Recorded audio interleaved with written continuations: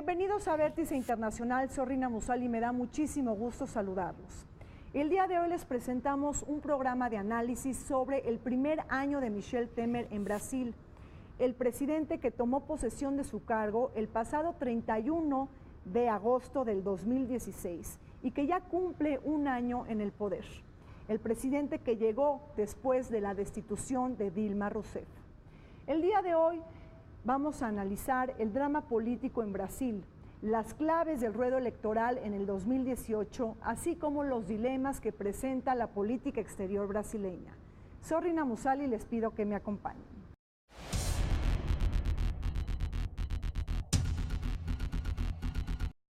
En mayo de 2005, una publicación brasileña evidenció una serie de sobornos a legisladores para la compra de sus votos, acto al que popularmente se le conoció como Mensalão, un escándalo que en su momento no involucró al entonces presidente Luis Ignacio Lula da Silva, quien posteriormente se reelegiría para un nuevo mandato. En agosto de 2012, bajo la presidencia de Dilma Rousseff, el Tribunal Supremo Federal de Brasil enjuició a 38 políticos, empresarios y banqueros, acusados de articular el mayor caso de corrupción en aquel país.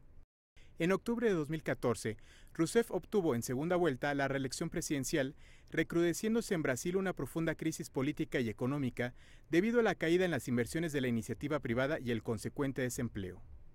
El 4 de marzo de 2016, Lula da Silva fue interrogado por su presunta participación en un caso de soborno que involucró a Petrobras, desatando que masivas manifestaciones opositoras exigieran un proceso de juicio político contra Dilma Rousseff, lo que finalmente sucedería siendo suspendida y destituida de su cargo.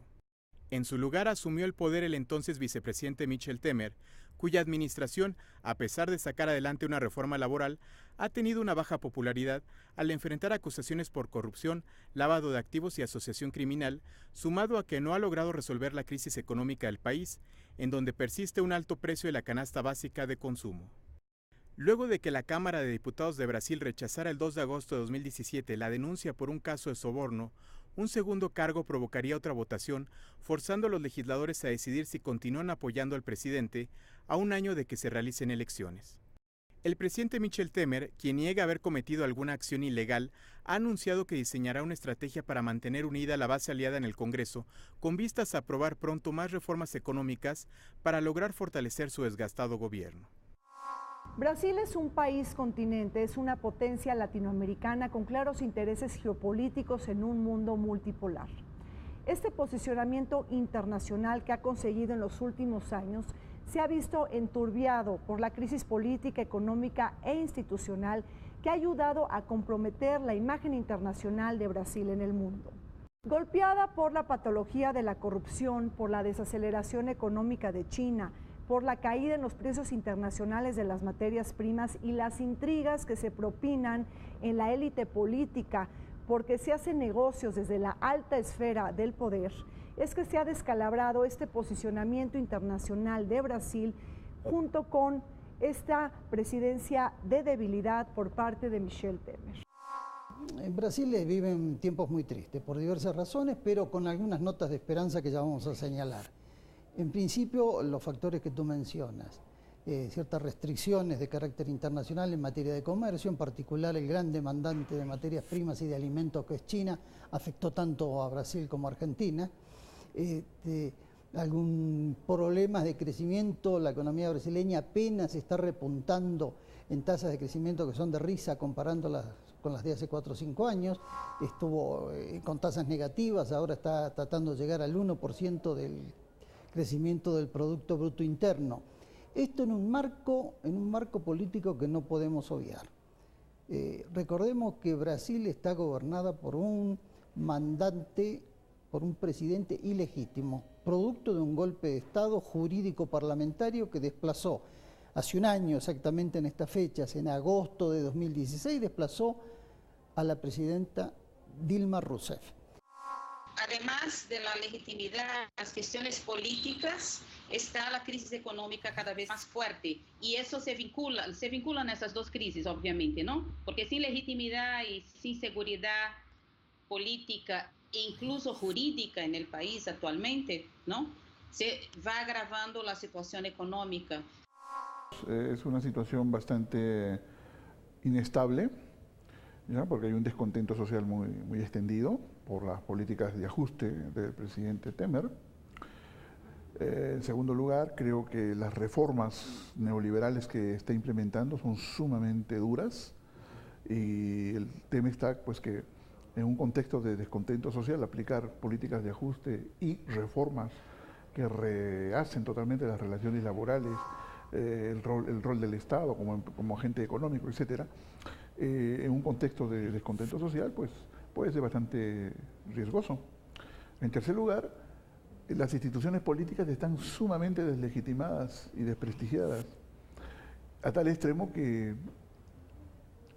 se ha propuesto, por ejemplo, postergar las elecciones para el 2020.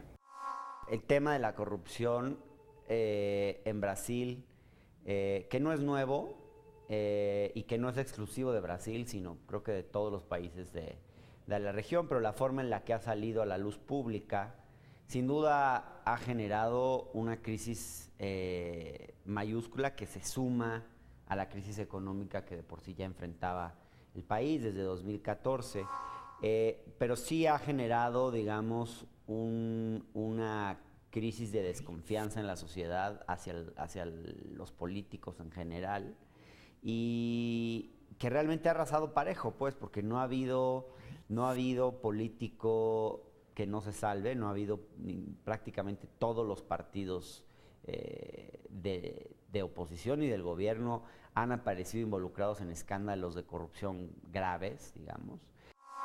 Los contratiempos del espectro político son parte de las reglas del juego democrático. Sin embargo, el juicio político en contra de la expresidenta Dilma Rousseff marcó un punto de inflexión en el entramado institucional brasileño. Michel Temer lidia con el problema de su credibilidad y legitimidad cuando su fuente de llegada al poder no fue por la vía electoral o democrática, sino a través de un impeachment que levantó dudas y cuestionamientos. Al presidente interino se le tilda de antidemocrático, golpista y traidor, una reputación que no puede ser lavada si agregamos sus vínculos a los escándalos de corrupción. En sus primeros 100 días de gobierno se concretó la renuncia de Eduardo Cunha, el expresidente de la Cámara de Diputados, así como la salida de varios ministros de su gabinete. Además, el presidente interino no se salva de la red mafiosa de Petrobras y de investigaciones en su contra por corrupción, asociación criminal y obstrucción de la justicia. Para mí implica un grave retroceso democrático, porque hoy Brasil tiene un presidente con un 5% de popularidad, si acaso, un presidente ilegítimo, digamos, porque es un presidente que nunca hubiera ganado una elección por sí mismo.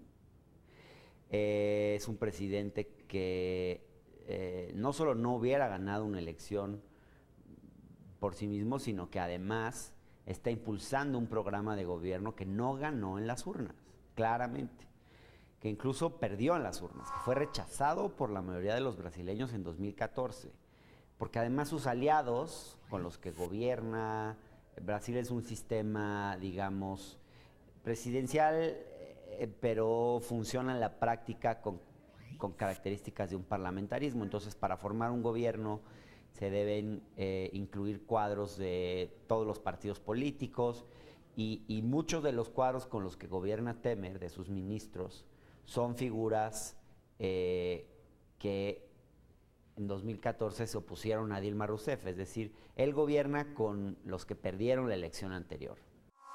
Tenemos, por un lado, ajuste, reformas neoliberales sumamente duras, malestar en la calle, porque en Brasil hay huelgas, hay movilizaciones, no se ve mucho en los medios, pero se da en las regiones y en los estados más importantes. Y luego tenemos que todo esto está alimentado por el tema de la corrupción. El tema de la corrupción es lo que tiene en estos momentos entretenido a los brasileños, porque involucra a las grandes empresas, involucra al gobierno, involucra a los partidos. Entonces, toda la situación está más o menos orientada en este sentido.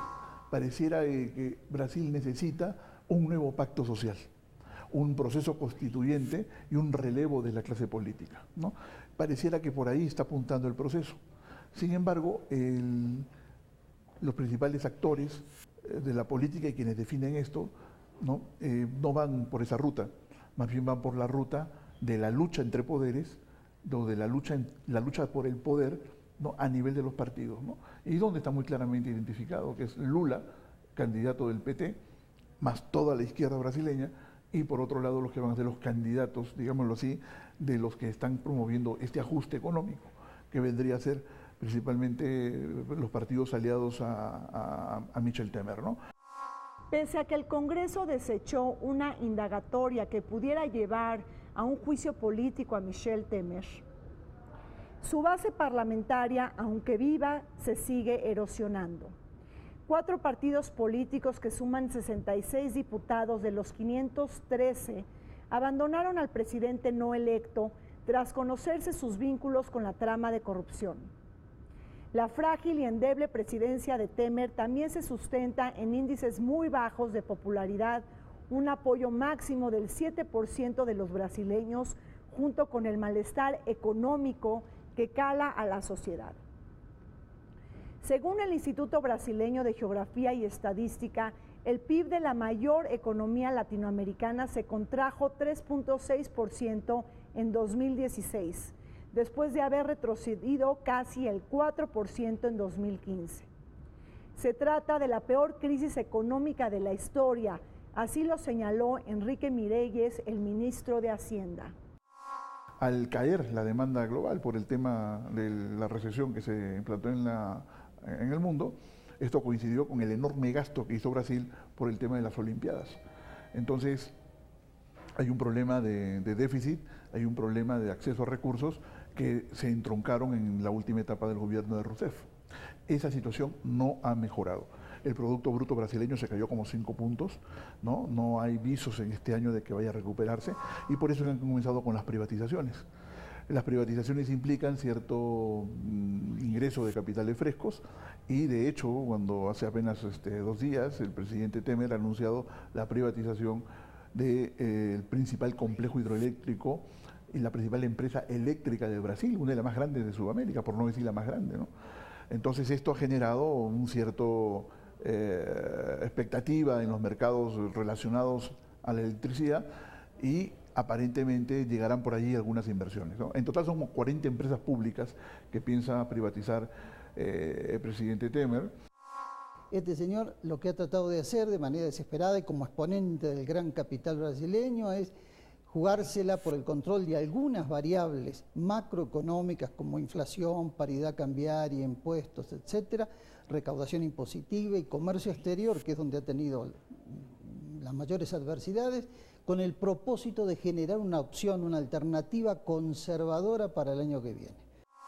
El Producto Bruto Interno de Brasil tuvo tasas negativas hace 1 año y medio, está ahora apenas recuperándose. Un país como Brasil, si no crece por lo menos al 3% anual su PBI o su PIB, Producto Interno Bruto, podemos decir que está casi en fase recesiva o en fase de detenimiento económico gravísimo, gravísimo, porque echa abajo todo lo hecho durante los gobiernos de Lula y de la señora Dilma hasta donde pudo gobernar.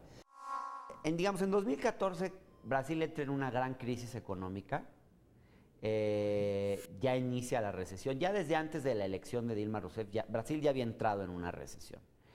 En ese momento se empieza a discutir qué hacer frente a la crisis, y ahí hay dos caminos distintos. Dilma y el PT proponen un camino similar al que venía siguiendo Brasil en los años anteriores, digamos, más Estado, más una política, gasto público, políticas, digamos, keynesianas, por decirles de algún modo. Y Temer, ya vicepresidente del partido de Temer, que es el PMDB, que es un partido ni de izquierda ni de derecha, más bien bastante oportunista, se comienza a aliar con sectores empresariales para proponer una agenda alternativa. Al calor de la desconfianza ciudadana y del desencanto de los ciudadanos brasileños con la política tradicional y los partidos políticos, es que Michel Temer ha tratado de imponer una agenda pública de corte conservadora en Brasil. Se aprobó una legislación que pone un techo al gasto público para los próximos 20 años, es decir, se congelaron las inversiones en materia de educación y de salud. En la mesa y en el debate se encuentra una reforma al sistema de jubilaciones, pero sobre todo su gran apuesta a la reforma laboral ya fue aprobada hace unos cuantos meses en el Senado. Esta reforma laboral cambia las reglas del juego en materia de empleo y de contrataciones. Flexibiliza los despidos, pero también introduce la jornada intermitente con horarios flexibles. Mientras que para algunos se trata de una reforma necesaria para que Brasil se adecúe a los tiempos económicos que dicta el siglo XXI, para otros se trata de un atentado a los derechos laborales. Fue aprobada como una enmienda constitucional. La Constitución está modificada para que los gastos públicos sean congelados durante 20 años. Como los periodos presidenciales son de 4 años, ya ves que los próximos 5 presidentes de la República no podrán alterar los gastos, ¿sí? Y porque eso se metió a la Constitución del país. Entonces es algo muy fuerte, ¿sí? Entonces ya veníamos con déficits y él está intentando reducir entonces los gastos con salud y educación. Lanzan un documento que se llama Un puente para el futuro, que es un documento de 20 páginas que vale la pena leer porque realmente es un programa totalmente contrario al que había ganado en las urnas. Y Temer dice, y el PMDB dicen, esto es lo que se necesita Brasil. ¿Y qué proponen?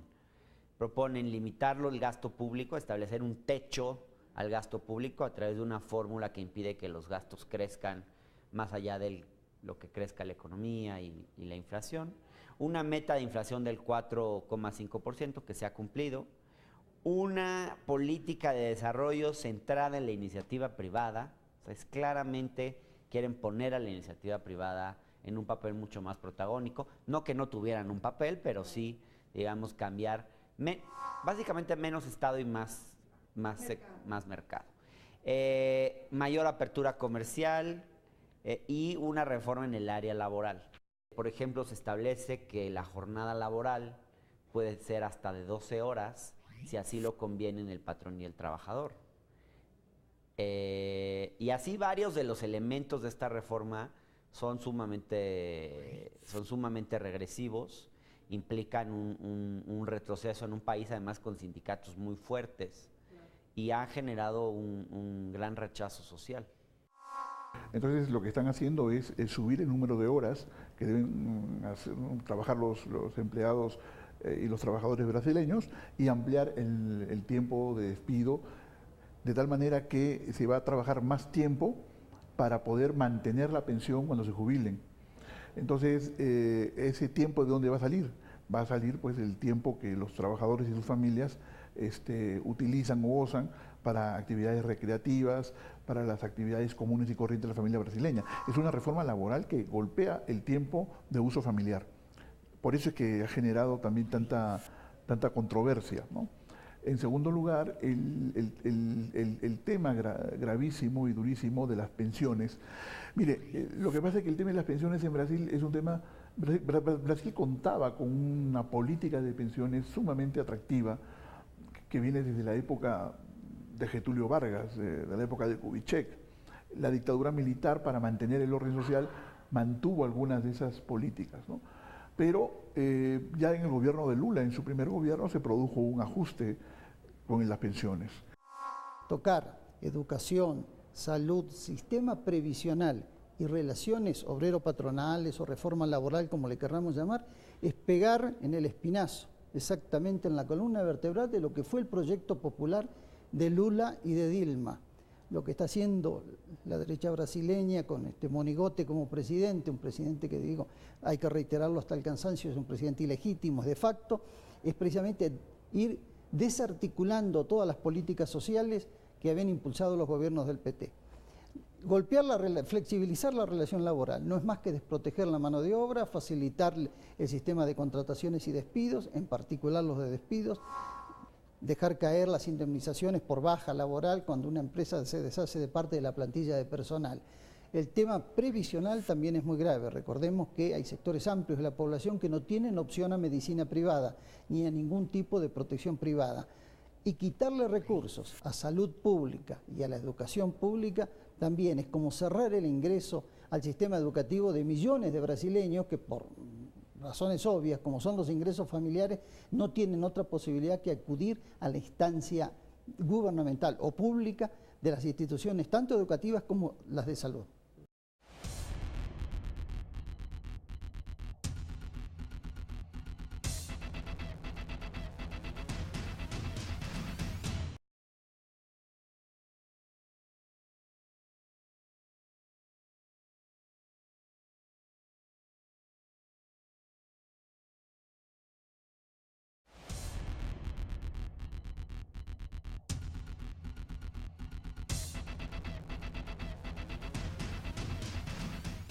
La cúpula del poder, confabulada por los actos de corrupción en Brasil, también encuentran como una fuente de poder y de riqueza el mismo sistema político brasileño.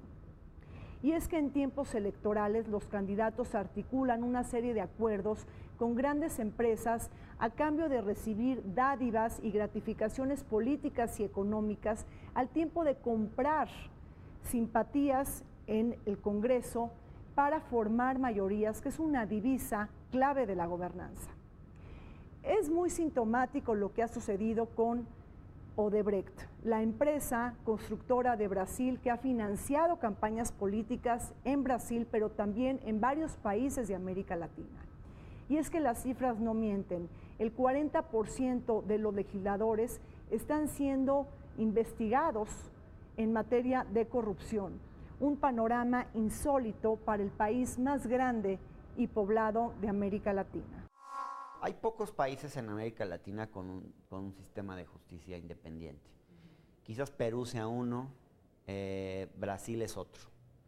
Y esto tiene que ver en parte a las reformas que hicieron los gobiernos de Lula y de Dilma Rousseff, digamos, los gobiernos del PT, que le dieron mucha más autonomía al Poder Judicial, incluso también a las procuradurías federales y estatales, más capacidad de investigar.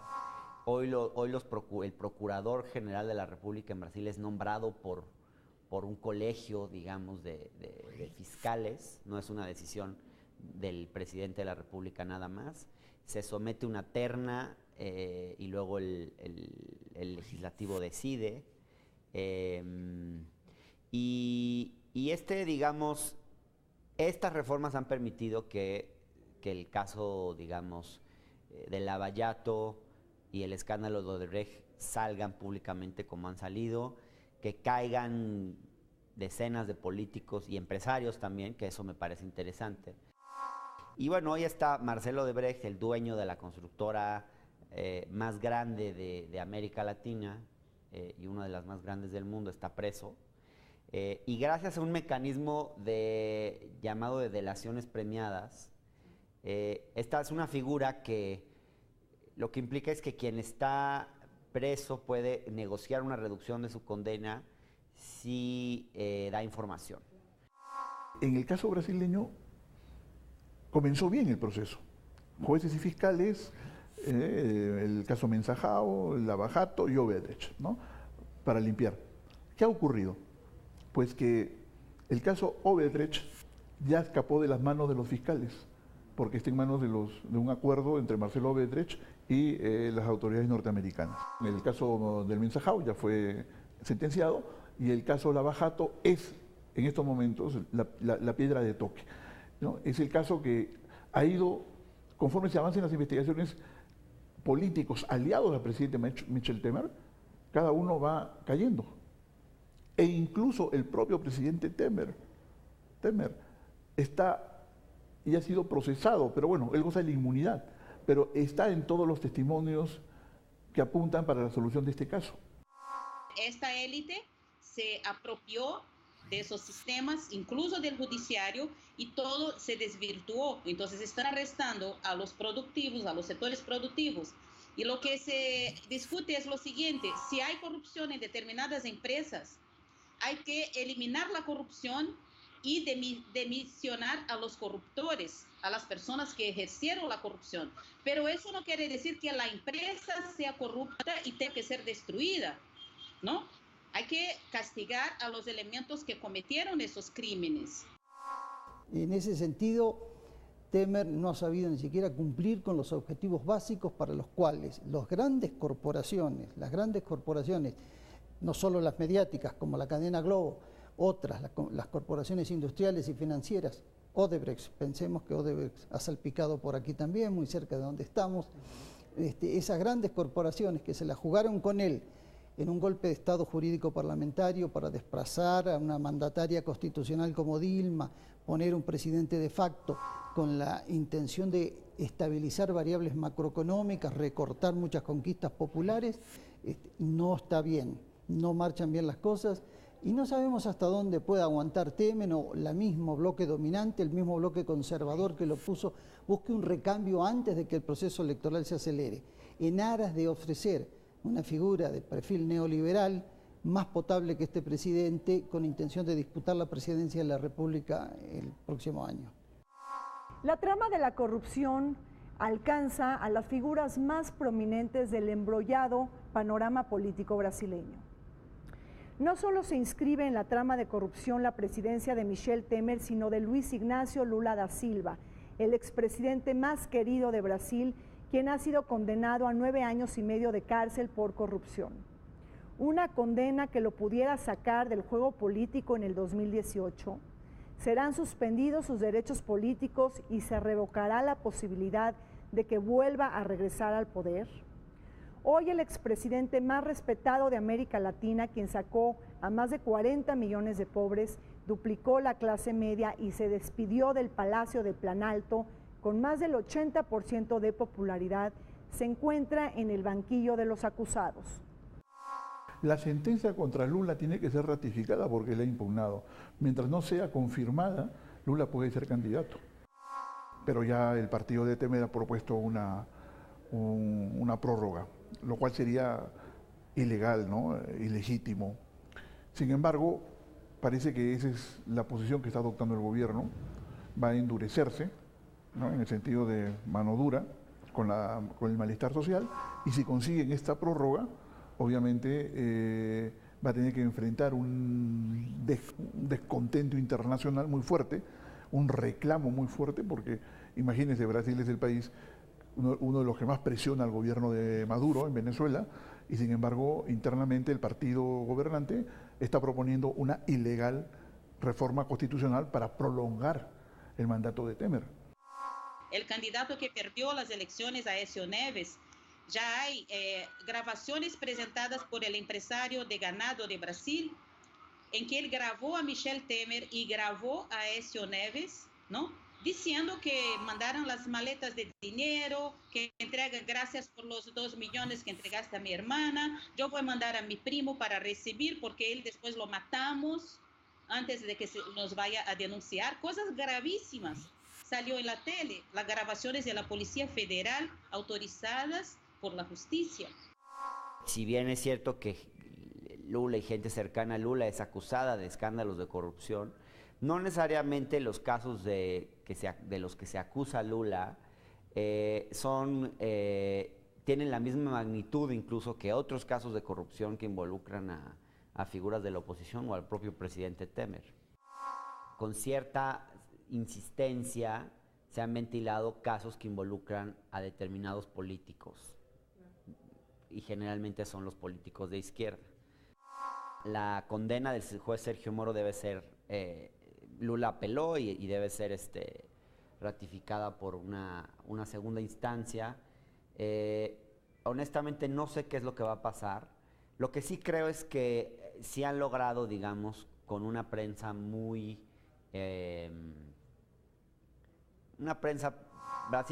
Brasil no tiene una prensa muy plural, digamos. La gran prensa, los grandes medios de comunicación han logrado, digamos, minar la imagen de Lula da Silva de forma muy importante, y aunque sigue teniendo una gran popularidad en el norte, nordeste del país, entre los sectores más desfavorecidos, en las regiones sur, donde hay más clase media, sectores más pudientes, el rechazo es enorme.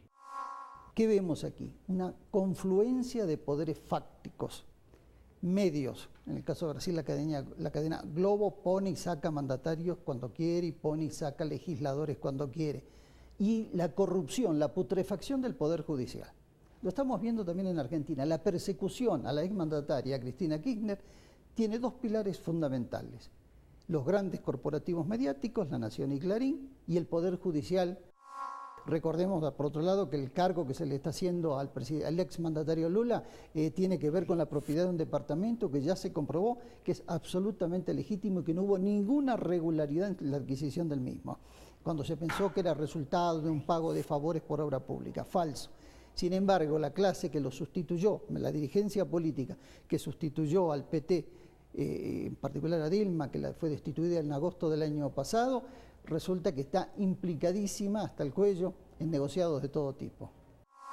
Luis Ignacio Lula da Silva supo construir un estado de bienestar en Brasil con políticas expansivas en materia de salud y educación y defensa a los derechos de los trabajadores. Él mismo enfrenta su mayor antagonismo en esta clase conservadora que hoy detenta la legislatura más antipopular de muchas décadas. Precisamente a Michel Temer se le mira como el principal detractor de las conquistas alcanzadas bajo los gobiernos de Lula y Dilma Rousseff y protagonista de una ofensiva en contra del expresidente. Lula ha sido acusado por obstrucción de justicia, corrupción pasiva, tráfico de influencias, lavado de dinero y asociación ilícita. El golpe fulminante de la derecha para desahuciar a la izquierda en el poder. Porque Lula sigue siendo la figura carismática brasileña con la cual se identifican las clases populares, ¿no? Brasil es una sociedad no de clases medias, sino de clases populares, y sus liderazgos emergen efectivamente de este mundo, ¿no?, tan complejo que se benefició con el gobierno de Lula. Entonces yo creo que el expresidente, si logra que se mantenga el ciclo electoral y que no se posterguen las elecciones, muy probablemente va a ser candidato. Y si se respetan los tiempos, ¿no?, muy probablemente pueda pasar a la segunda vuelta, porque todo el proceso está definido en términos de que si entre en la primera y en la segunda vuelta se produce la confirmación de la sentencia del presidente Lula, entonces él ya no podría ser candidato. Entonces imagínense que gane la primera vuelta, ¿no?, y adquiere el derecho para la segunda vuelta y en ese momento le confirman la sentencia. Entonces, ¿cómo se quedaría esa candidatura, ¿no? Se crearía una crisis muy grave desde el punto de vista de la legitimidad del nuevo gobierno. Se supone que en buena medida la baja de Dilma Rousseff tenía que ver con actos de corrupción, de violación a la normativa institucional, etcétera. Llega este hombre, llega Temer, después de traicionar un pacto de lealtad política, porque él era vicepresidente de una fórmula que compartió con el PT, con el propósito precisamente de atacar los temas que se acaban de mencionar: corrupción, entrega de dinero ilícito a los funcionarios públicos para la adjudicación de obras, comercio exterior, venta de energéticos, hay un montón de cosas. Lo de Odebrecht es como la punta del iceberg. Se sabe que por debajo está comprometido el propio Temer, Eduardo Cuná, por favor, el presidente de la Cámara de Diputados, y el gran dedo fiscalizador del tema de la corrupción cuando había que acusar a Dilma y a Lula, resulta que él estaba implicado en los peores negociados de obra pública de Brasil.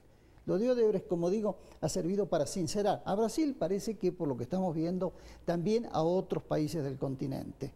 Es la punta del iceberg de un sistema que está podrido, curiosamente con una clase política que se ofreció como recambio, diciendo que llegaban para ordenar las variables macroeconómicas. Sergio Moro, el juez anticorrupción de Brasil, ha levantado admiración, pero también mucha polémica por haberse convertido en el verdadero verdugo de Luis Ignacio Lula da Silva, una figura que promete ser favorito en la carrera presidencial del 2018 en Brasil. En este ruedo electoral también se puede llegar a apuntar João Bolsonaro. Él es un diputado ultraderechista que se le está conociendo como el Trump brasileño por sus posiciones sexistas, machistas, autoritarias y por haber defendido la dictadura militar en Brasil. Pero también en el otro lado del espectro también se apunta João Doria. Él es el alcalde de Sao Paulo, que puede captar la nominación del Partido Socialdemócrata brasileño, antagonista al Partido de los Trabajadores. El juez Sergio Moro es interesante porque realmente el proceso que impulsa tiene varias aristas que coinciden con los procesos de los fiscales sobre el caso Odebrecht. Entonces, fiscales y jueces brasileños, jóvenes en su mayoría, son los que han impulsado estos procesos para limpiar a la clase política brasileña y la corrupción sistémica de ese país. Y en medio de este asunto surge la figura de Sergio Moro, ¿no? Que pues la forma como él ha llevado el caso de Lula ha sido muy impugnada también por abogados. Hay una declaración de más de 100 abogados que han seguido el juicio a favor de Lula, ¿no? Pero el tema está en que Lula, de alguna manera, durante sus dos gobiernos, gozó de muchísima impunidad, digámoslo así, ¿no? O de tolerancia, ¿no? A muchos de las cosas y las alianzas que hacía. Y Odebrecht, y Marcelo Odebrecht estaba siempre con Lula. Cuando Lula viajaba al África, o viajaba a Venezuela, o viajaba promoviendo, digamos, las inversiones brasileñas en el exterior, estaban ahí los Odebrecht. Eso es el discurso del juez Sergio Moro y también de los procuradores. En las mismas investigaciones, en las audiencias con la justicia, fueron más de 70 testigos de defensa y de acusación. Más de 70. Todos, menos uno, todos dijeron que Lula era inocente. No hay ni acusaciones de los testigos, ni documentos, ni grabaciones, ni cuentas en el exterior, lo que hay para todos los demás políticos. No hay nada en contra de Lula. Una justicia autónoma no siempre es una justicia, digamos, imparcial. Y en Brasil los jueces tienen una inclinación ideológica bastante derecha, digamos, se caracterizan por esa. No llegan a juez los sectores populares ni la gente de posiciones más de izquierda, suelen llegar a jueces, personas con posiciones más conservadoras. Y el juez Sergio Moro, yo creo que sí tiene una agenda política, pero probablemente sí haga una carrera política como la hizo el juez Di Pietro en Italia después de los escándalos del Tangentopoli que investigó.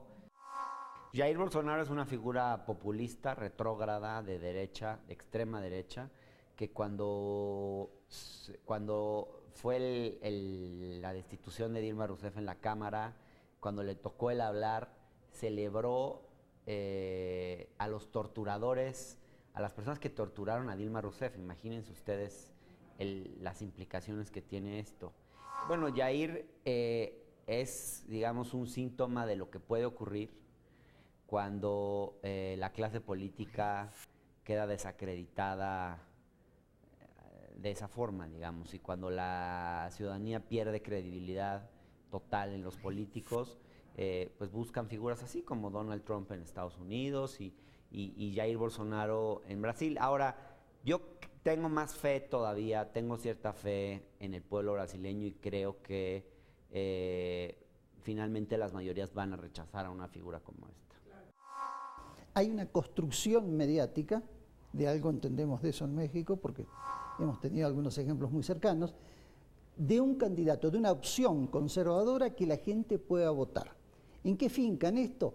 En una apariencia juvenil, o un lenguaje físico corporal aceptable sobre todo para capas medias, esta idea falsa que presentan ellos de que rompen con la vieja política, son los grandes renovadores. Temer era otro gran renovador, y fíjense en qué terminó.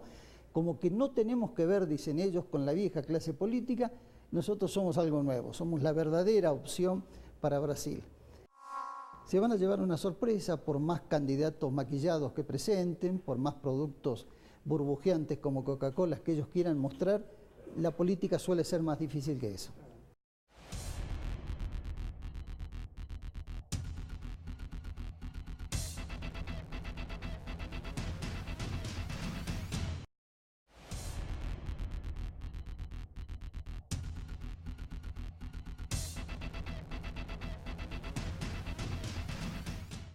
En América Latina, las divisiones ideológicas y políticas también se tocan en materia de política exterior. Ante la llegada de una nueva correlación de fuerzas políticas en Brasil y en Argentina, la política exterior de Sudamérica también ha dado un giro decisivo. Mientras que buscan acercarse más a países industrializados, a Estados Unidos y a la Unión Europea, Brasil y Argentina buscan alejarse de los países de la Alianza Bolivariana, esta alianza que fue comandada por el extinto Hugo Chávez. Los gobiernos postdesarrollistas, que son los de Temer y Macri, ¿no? Lograron convertir al Mercosur en un espacio donde se abriera el debate, que estaba bastante vetado, acerca de los tratados de libre comercio. Durante 15 años, mientras estuvieron los Kirchner, Lula, Chávez, ¿no? Mujica, etc., el libre comercio no estaba en la agenda del Mercosur. La experiencia y la historia nos indica que todos los fundamentalismos económicos en el Mercosur y en Sudamérica en especial son negativos, ¿no? Que a veces hay que ser desarrollistas y proteccionistas, y a veces hay que liberalizar, ¿no? Y apostar a algunas políticas de libre comercio. Yo creo que ese es el esquema que funciona. Y en estos momentos se da una oscilación de las políticas de protección y de desarrollismo, donde el actor principal es el Estado como agente económico y como agente que toma las decisiones, y oscilamos a una política de apertura, a una política de liberalización. Luego de alguna etapa se volverá posiblemente, ¿no?, a políticas desarrollistas. Entonces es un péndulo, hay que acostumbrarnos a esta visión de la historia, a esta oscilación de los procesos, ¿no? México, Argentina y Brasil juntos son el 70% del Producto Bruto Industrial de América Latina. Y mire, yo con toda franqueza se lo digo, ¿no? Enhorabuena si se cae el NAFTA, porque permitirá que México descanse en sus propias fuerzas productivas, recupere su mercado interno y logre reinsertarse nuevamente. Michel Temer ha mostrado tener una política exterior distinta a aquella desplegada por Dilma Rousseff y Luis Ignacio Lula da Silva. El alejamiento con Cuba, Venezuela, Ecuador, Nicaragua y Bolivia se hace más palpable al tiempo de acercarse con Argentina, Colombia y México. Recordemos la ofensiva diplomática para expulsar a Venezuela del Mercosur y acelerar las negociaciones comerciales de este bloque regional económico con el viejo continente. Todavía más, Brasil ha favorecido la aplicación de la Carta Democrática Interamericana de la OEA en Venezuela y ha condenado la ruptura del orden democrático y el desconocimiento de la Asamblea Nacional Constituyente con la Declaración de Lima, que fue adoptada el pasado 8 de agosto en Perú. Básicamente lo que están ellos reclamando es que el Mercosur acceda a una mayor liberalización financiera, mayor manejo y transnacionalización de capitales, más libertad de flujos, menos controles, por un lado. Por otro lado, tienen este objetivo de las privatizaciones, más en Brasil que en Argentina, porque es curioso, Macri no está privatizando como se pensaba, pero Temer sí se ha ido por esa vía. Y por esa vía necesita también del capital extranjero, que lo primero que exige para llegar son garantías jurídicas, y los tratados de libre comercio les permiten moverse entonces ya con mayor seriedad, ¿no?, para acceder a estas privatizaciones.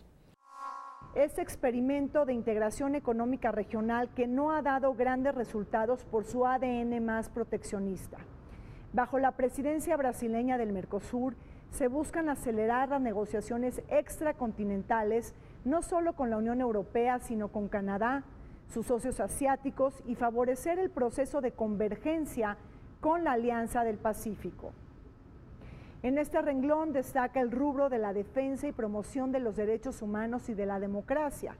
Este último, un signo sin sustento por Michel Temer, el presidente de Brasil, que no fue electo para ejercer su cargo y que llegó al poder por una trama conspirativa. Todo el bloque del Mercosur busca asociarse a la Alianza del Pacífico para también liberalizar el comercio entre los dos bloques comerciales. Pero ahí yo lo veo un poco más complicado porque de alguna manera pues China popular, ¿no? La India, Corea del Sur, por su gran producción, su masiva producción, podría afectar, ¿no? Algunos de los sectores estratégicos del empresariado industrial brasileño y argentino, ¿no? Pero lo que se busca básicamente es eso, acoplar para liberalizar algunos sectores entre los dos bloques comerciales. ¿Qué le queda a los neoliberales latinoamericanos, a los gobiernos conservadores? Buscar alternativas externas de apoyo que dinamicen las economías internas. Como lo de China está relativamente estancado en relación a la demanda brutal que tiene China, ya que recordemos que era un país que crecía al 9% anual, ha bajado mucho la tasa de crecimiento y ha bajado también las importaciones de materia prima y alimentos. Entonces están buscando apoyo en la Unión Europea y tratando de que Trump, por favor, Trump los entienda, los comprenda y no sea muy malo con ellos. Le están demostrando que al fin y al cabo todo se puede negociar y que no tienen intenciones ni de invadir con terroristas ni con drogas a los Estados Unidos. Es casi una solicitud que se parece más a una súplica. De pronto estos gobiernos que ningunearon, que subestimaron, que se desinteresaron de Mercosur y de su brazo político UNASUR, ahora descubren que el espacio regional pudiera ser un ámbito adecuado de negociación con la Unión Europea y eventualmente hablarle, no del tú por tú, porque sería un despropósito, pero hablarle con la frente alta, por lo menos, al presidente Trump y explicarle que no castigue tanto a los países latinoamericanos. Las relaciones de México y Brasil, los dos gigantes de América Latina, se desdoblan al calor de la competencia, la rivalidad, pero también la desconfianza. Sin embargo, la llegada de la furia populista en Estados Unidos con Donald Trump a la cabeza ha obligado a México a voltear su mirada hacia otros mercados y principalmente también hacia América Latina, no de manera retórica, sino con hechos contundentes.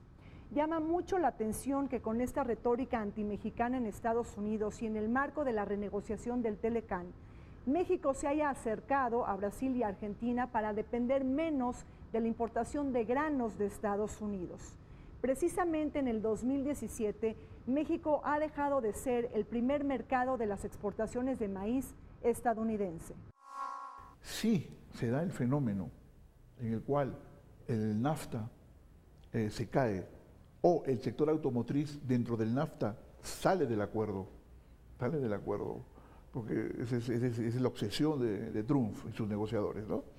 Entonces México tiene que reorientar su producción automotriz. Y ahí es donde aparece el gran mercado del Mercosur y de la Alianza del Pacífico, ¿no? Entonces imagínese usted que Brasil y Argentina logren una liberalización del sector automotriz donde México participe, ¿no? Entonces se soluciona en gran medida los costos de salirse del NAFTA a través del área automotriz, ¿no? Pero me parece que hoy hay oportunidades para relanzar esta relación. Es decir, Brasil es un gran productor de alimentos. A México le daría mucho aire en la relación con Estados Unidos, por ejemplo, tener la posibilidad de comprar alimentos a un país como Brasil y dejar de depender de Estados Unidos como lo ha hecho. Me parece que México y Brasil pueden y deben construir una relación mucho más cercana y mucho más fluida. Hoy hay 3 millones más de desempleados en Brasil. Sí, se redujo la inflación de 9 en 4 puntos, digamos, es una reducción importante, pero digamos a un costo muy alto. Los programas sociales han dejado de crecer, digamos, algunos se han mantenido, pero han dejado de crecer. Y no veo una recuperación económica significativa, es decir, la economía sigue en recesión, quizás una recesión un poco menos aguda, pero ahí está. A partir de la lectura de muchos medios y siguiendo un poquito lo que está haciendo Lula, que Lula pese a esto que mencionábamos, a una inhibición de carácter jurídico, recordemos que los 9 años todavía están en suspenso y aquí están abiertas todas las instancias de apelación. Lula puede recuperar sus derechos políticos. Ya puso en marcha el Frente Brasil Trabajo, es una confluencia del PT con los movimientos sociales, que esa es otra fuerza de la historia que la derecha no logra doblegar. En el caso de Brasil, No hace falta mencionar los movimientos de la favela, los movimientos urbanos populares, los sin tierra, los nordestinos, donde viven en condiciones de esclavitud como hace 500 años. Esos movimientos están levantando. Las giras que ha hecho Lula en los últimos tiempos han sido realmente movilizadoras de masas y grandes creadoras de conciencia social y detonantes de un nuevo espíritu de lucha. El candidato que está en segundo lugar y creciendo es un candidato fascista, que representa un sector fascista de las Fuerzas Armadas y apoya claramente en el Congreso, tiene discursos en favor de la tortura, en favor de la dictadura militar, en contra de las mujeres, de los negros, ¿no? De los homosexuales. Entonces de verdad, este sector es el que está creciendo en la política. Porque el sistema electoral brasileño permite una gran representación proporcional en los estados, muchos de los cuales están gobernados por la derecha brasileña, por el latifundismo, por los poderes fácticos locales y por las iglesias evangélicas, ¿no? Que son también solamente el bloque evangélico en el Congreso representa alrededor de 60, 70 diputados y todos ellos votaron por el impeachment a Dilma Rousseff. Entonces, si todos estos sectores políticos en el 2018 vuelven al Congreso, son de nuevo elegidos, entonces sí, Lula puede tener un grave problema de tratar con un Congreso desproporcionado y que podría estar en contra suya y que por cualquier razón, como le pasó a Dilma Rousseff, pueden iniciar un proceso de impeachment, ¿no? Entonces, creo que desde ese punto de vista, la élite brasileña más avanzada en términos de restaurar la estabilidad política podría estar pensando en un Congreso constituyente, ¿no? Pero para eso se necesita pues la legitimidad de un presidente que como Lula debería sacar una alta votación y luego iniciar un proceso constituyente. Él no lo ha anunciado, digamos lo que está dentro de sus cartas, ¿no? Pero sí creo yo que no se va a salir de la candidatura, la va a mantener hasta el final.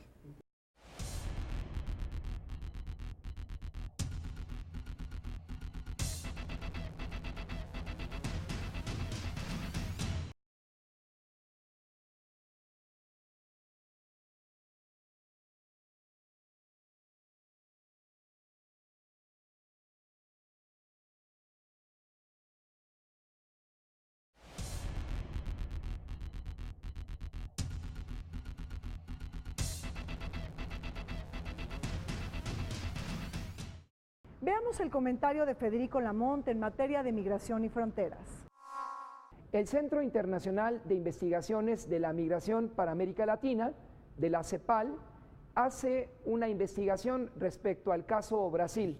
De este se desprende lo siguiente: de los 90 y al nuevo milenio, entre 170,000 y 210,000 brasileños llegaron a ubicarse en el Mercosur, pero lamentablemente en el Parlamento brasileño y en la Cámara de los Diputados, donde solo hay 53 curules para mujeres, una de ellas, y que es prospecto a la presidencia, Mariana Silva, en el 2018, advierte: bajo este escenario, la inmigración brasileña en el Mercosur tiene poca expectativa de alcanzar niveles de vida favorables y, ante ello, plantea a organizaciones como la de Estados Americanos y el máximo órgano multilateral, Naciones Unidas, cambiar las reglas del juego. Pero esto será posible en la medida en que incremente el número de diputadas en la Cámara Baja de Brasil. En un caso, la inmigración más favorable es la que reside en Brasil y en México. A esa se le denomina de retorno. Caso contrario es la que va a Bolivia o también a Perú y Argentina. En Bolivia y Paraguay, por ejemplo, tienen solamente estudios de 4º grado. Esto es terrible para los brasileños, mientras que en Brasil, que exporta a la Unión Americana, de vuelta, es una condición diferente, dado que ahí son técnicos con licenciatura y en otros casos con maestría, y en el caso de México, también de retorno, se quedan en la formación académica intermedia. Al final, solamente hay 2 grupos privilegiados de migrantes en el Brasil que van a la Unión Americana y México, pero los del Mercosur lamentablemente no encuentran condiciones de progreso. Llegamos al fin de Vértice Internacional. Soy Rina Musali. Como siempre les recuerdo que este programa se transmite a las 9 de la noche todos los martes y en repetición los sábados a las 7 de la noche. Vértice Internacional, un programa para todos aquellos que les gusta vivir sin fronteras.